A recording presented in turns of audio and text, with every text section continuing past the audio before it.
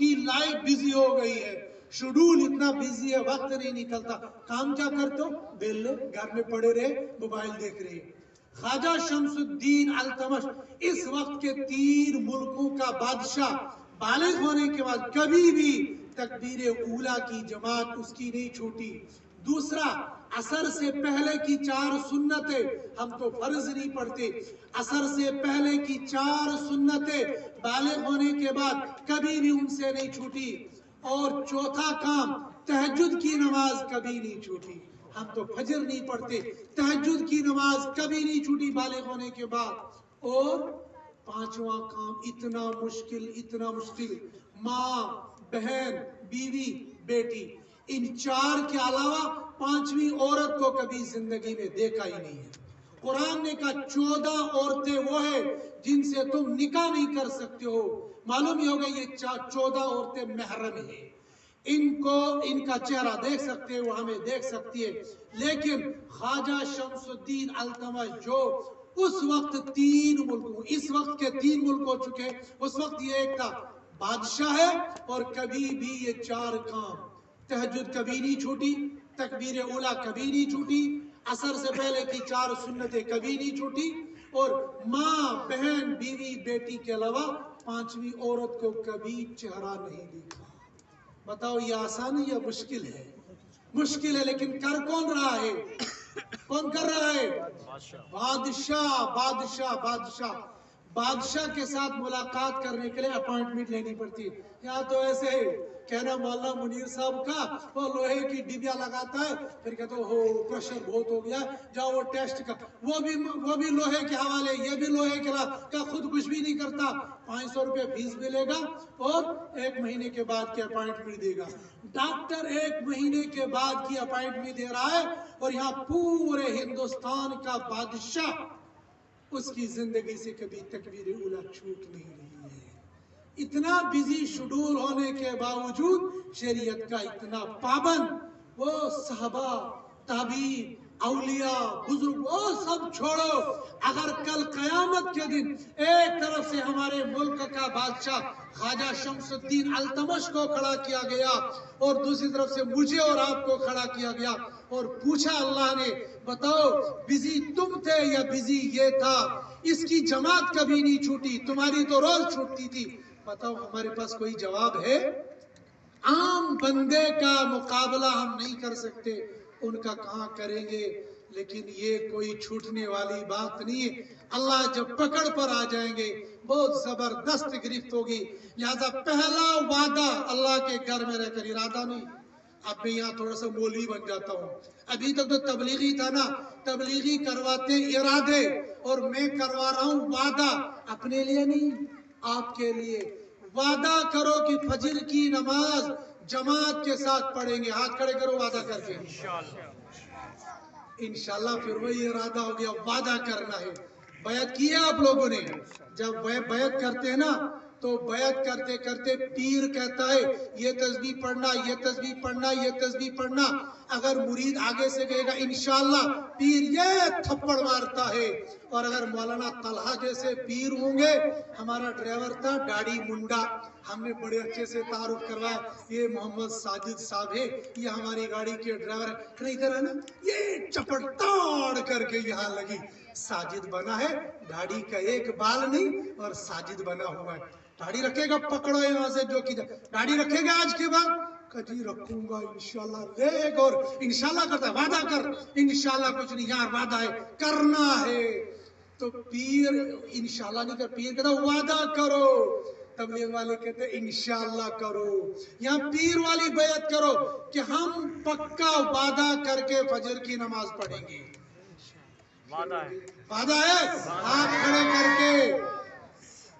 نہیں دیکھو کچھ لوگ ہاتھ کھڑے نہیں کرے، ڈر گئے. ارے میرے وعدے سے ڈر رہے ہو؟ اللہ کا وعدہ ہے، اللہ سے وعدہ کر چکے. الست بربکم، کیا میں تمہارا رب ہوں؟ سب نے کہا بالا لمبا چھوڑے گا، ہاں آپ ہمارے رب ہو. تو رب ہونے کا مطلب تو یہی تھا، پہلا کام آپ ہمارے رب ہو، آپ کے سامنے ہم اپنے ماتھے کو ٹیکیں گے. یہ ہے پہلا وعدہ. اللہ سے وہاں کر چکے ہو، ہم سے کیا وعدہ کرو گے؟ بس وہ یاد دہانی ہے. पहला काम फजर की नमाज इंशाअल्लाह जमात और तकबीर उला के साथ पढ़ेंगे इंशाअल्लाह। मैं अलायाज़ु बिल्लाह इंशाअल्लाह की नफी नहीं करवा रहा हूँ, हर काम को इंशाअल्लाह के साथ मुअल्लक रखना है। वला तक़ूलन्न लिशैइन इन्नी फ़ाइलुन ज़ालिका गदा इल्ला अन यशा अल्लाह, हर काम को इंशाअल्लाह के साथ मुअल्लक करो।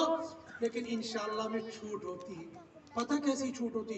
छूट ये होती है अगर मर्द ये कहेगा बीवी को मैंने तुझे तलाक दे दी, इंशाअल्लाह वो तलाक पड़ती नहीं है, इतनी बड़ी छूट होती है। इसलिए इंशाअल्लाह करके तबलीग वालों को तनख्वाह देते हो, यहाँ वादा करवा कि फजर की नमाज पढ़ोगे इंशाअल्लाह। दूसरा काम ये, जिन्होंने अभी तक कुरान नहीं पढ़ा है उन्होंने वादा कर लिया कि आज के बाद कुरान पढ़ेंगे। अच्छा, इस बस्ती के कितने, वो जरा हाथ खड़े करो, इस बस्ती के कौन कौन लोग हाथ खड़े करो। ओ माशाल्लाह, ये तो सारे यहीं के, सुभान अल्लाह, माशाल्लाह माशाल्लाह, फिर तो कोई मसला ही नहीं है। मैं सोच रहा था सिदरा से आए हैं, शायद तालाब कटिका से आए उस्ताद में, ये तो सारे माशाल्लाह यहीं के हैं। अब आपकी जिम्मेदारी बनती है, मौलाना अब्दुल खालिक साहब जहाँ पर बच्चों का मकतब चलाते हैं, मुझे उम्मीद है ये बड़ों का भी मकतब चलाते होंगे। हम इमामों को शिकायत होती है, कोई आए बड़ा हमसे कुरान सीखे, और बड़ों को शिकायत होती है मौलवी साहब क्या करना था आज तक मौलवी साहब ने क्या किया, बड़ी शिकायत करता जी मौलवी साहब ने क्या किया। ओ नादानो, जो मौलवी पर ऐसा तंज करता है, जो इमाम पर ये बात कहेगा इमाम साहब ने क्या किया, तुम तो खर्राटे मारते रहते हो, इमाम सब कुछ लेके चला जाता है। तुम्हें नहीं मालूम है ये तुम्हारा इमाम तुमसे पहले कितना आलीशान नामे अमाल लेकर चला होगा।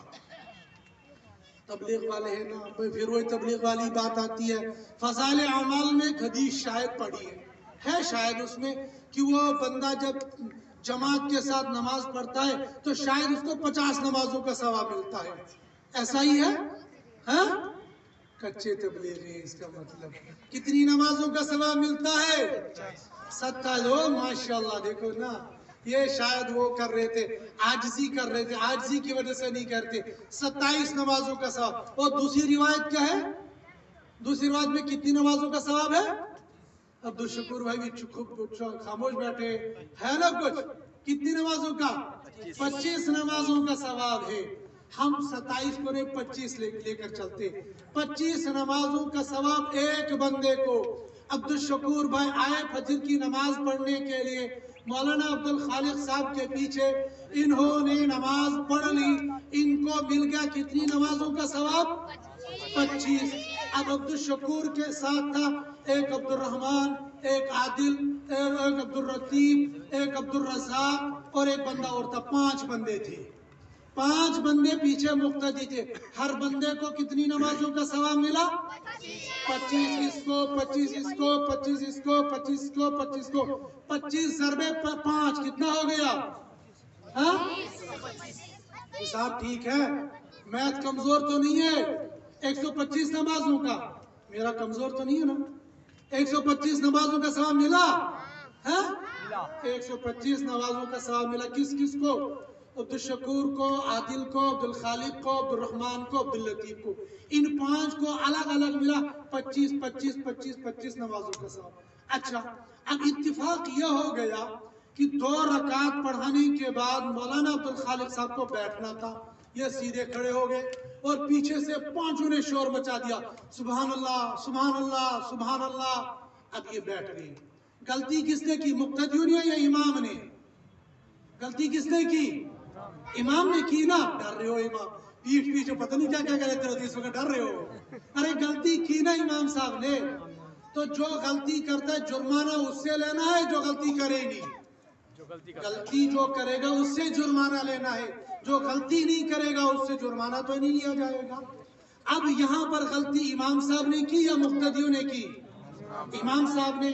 मुक्तदियों ने तो भलाई की, सुभान अल्लाह अल्हम्दुलिल्लाह का इनको बिठा दिया।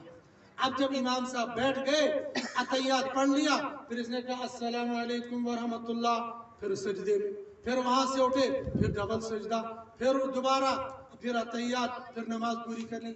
इधर अब्दुल शकूर की गाड़ी वहां रोड पर खड़ी थी। ये जो इतना 2-3 मिनट जाया करवाए, ये किसने करवाए? इमाम साहब ने या अब्दुल शकूर ने करवाए? इमाम साहब ने करवाए ना। लेकिन अगर अब्दुल शकूर बजाय वो सजदा सो करके सलाम फेर के चला जाता, आप बताओ, मुफ्ती नहीं बताएंगे सारे, आप बताओ अब्दुल शकूर की नमाज हुई या नहीं हुई? नहीं हुई ना। मालूम ये हो गया अब्दुल शकूर की नमाज ताबे है इमाम के। जब तक न इमाम साहब के साथ पेनल्टी इसको भी पड़ेगी, तो तब तक अब्दुल शकूर की नमाज अधूरी हो गई। मालूम ये हो गया इन 5 की नमाज तब कबूल होगी जब इस इमाम की नमाज पूरी होगी। अगर इमाम की नमाज कबूल न हुई तो मुक्तदी की होगी? नहीं होगी। बस यही नुक्ता समझना है। अब इमाम को अपनी 25 का नमाज तो मिल गया ना, मिल गया। आपकी नमाज भी मौकूफ इमाम पर है। मालूम होगा अगर इमाम की गाड़ी चली तो आपकी चली, वरना गई। अब 25 अब्दुल शकूर के, 25 आदिल के, 25 अब्दुल रहमान के, 25 अब्दुल लतीफ के और 25 अब्दुल रज़ाक के, ये बन गई थी 25 पंजे 125। तुमको मिला 25, इमाम को मिला 25 अपनी और 125 तुम्हारी, तो टोटल को कितनी हो गई? 150 नमाजों का सवाब लेकर इमाम अपने हुजरे में जाकर चादर लेकर सो गया। और आप आए थे, पहले पढ़ी थी तहज्जुद और फिर किया था जिक्र, फिर उसके बाद की थी तिलावत, आप पढ़ी नमाज, उसके बाद करने लगे जिक्र, फिर पढ़ी इशराक, उसके बाद कहीं घर चले गए। हमारे इमाम तो सुते रहते, ये तो बस मुश्किल से फजर के लिए उठे और उसके बाद आके फिर मस्जिद में हुजरे में जाकर सो गए। ये तो कुछ भी इबादत नहीं करते, इनसे ज्यादा हम इबादत करते। करते हो तुम इबादत? इस बंदे को सोते सोते 150 नमाजों का सवाब मिला और तुम्हें वही 25 नमाजों का फिर छोटा फूटा सवाब ये तहज्जुद वहज्जुद का मिल गया। इस बंदे को फर्ज 125 फर्जों का सवाब अकेले को मिल गया। और दिन में कितनी पढ़ाता है? 5। और अगर सिर्फ 5 मुक्तदी होंगे तो एक नमाज पर 150। जरा दे दो फिर। ये तो मैंने लो रखा, लो, बिल्कुल लो, सिंपल है।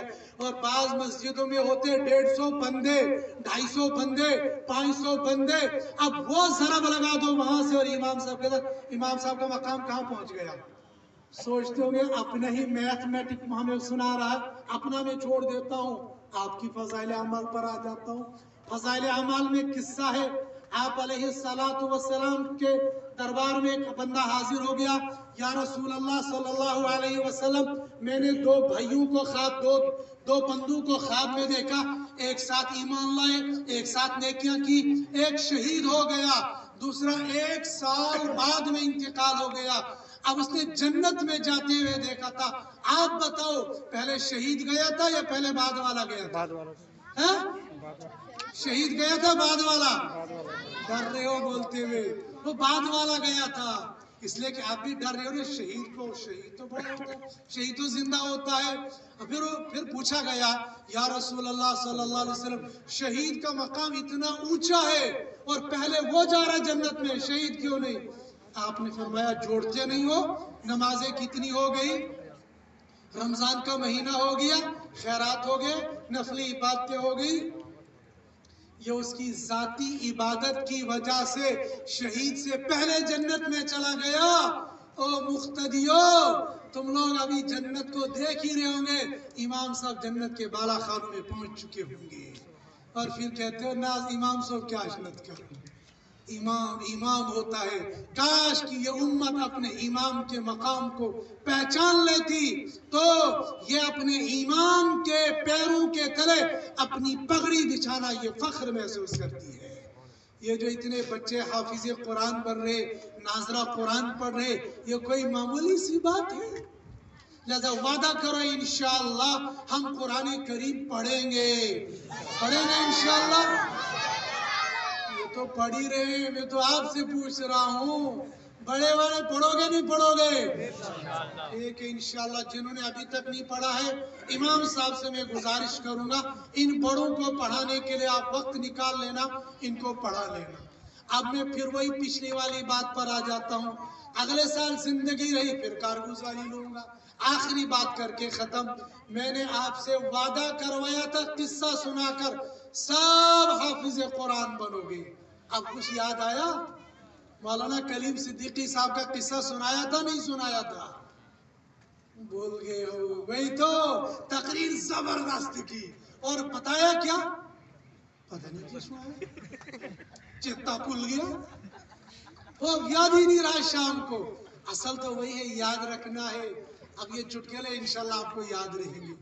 آخری وعدہ کروا رہا ہوں، انشاءاللہ سب حافظ بنو گے، سب بنو گے؟ بچے تو دونوں ہاتھ کھڑے کرو، سب حافظ بنو گے انشاءاللہ۔ ماشاءاللہ ماشاءاللہ، بچے تو من کے سچے ہوتے ہیں، انشاءاللہ یہ حافظ بنیں گے ضرور۔ بڑے بھی ارادہ کر لو، انشاءاللہ ہم بھی حافظ بنیں گے۔ دیکھو جن کو اللہ نے عقل سے کمزور رکھا ہے وہ بات سن رہے ہیں اور نیت کر رہے ہیں، جن کو اللہ نے عقل شعور دیا ہے وہ خاموش تماشے بیٹھ کے دیکھ رہے ہیں۔ اللہ پاک کل قیامت کے دن پوچھیں گے، میرے بندے اتنی عقل دی تھی، گاڑی چلانی تجھے آ گئی، سائیکل دھاگا چلانا تجھے آ گیا، میرے قرآن کو نہیں پڑھا تو نے؟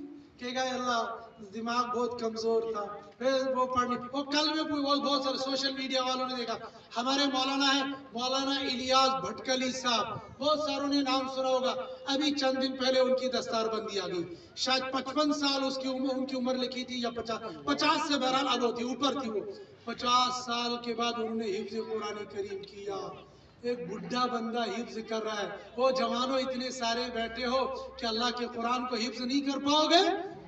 یہ جو تم کوڈنگ ادھر سے ادھر ادھر سے ادھر اور بلاکٹ کرتے رہتے ہو، یہ سب جانتے ہو یوٹیوب کو دیکھ دیکھ کر کہ اللہ کے قرآن کو نہیں دیکھ سکتے ہو اور اس کو یاد نہیں کر سکتے ہو؟ پکا ارادہ کر لو انشاءاللہ ہم حافظ قرآن بنیں گے۔ اللہ پاک مجھے بھی آپ کو بھی اپنے پاک اور مقدس قرآن کو پڑھنے کی، سمجھنے کی اور اس کے مطابق زندگی گزارنے کی توفیق نصیب فرمائے۔ وآخر الدعوانا الحمدللہ رب العالمین۔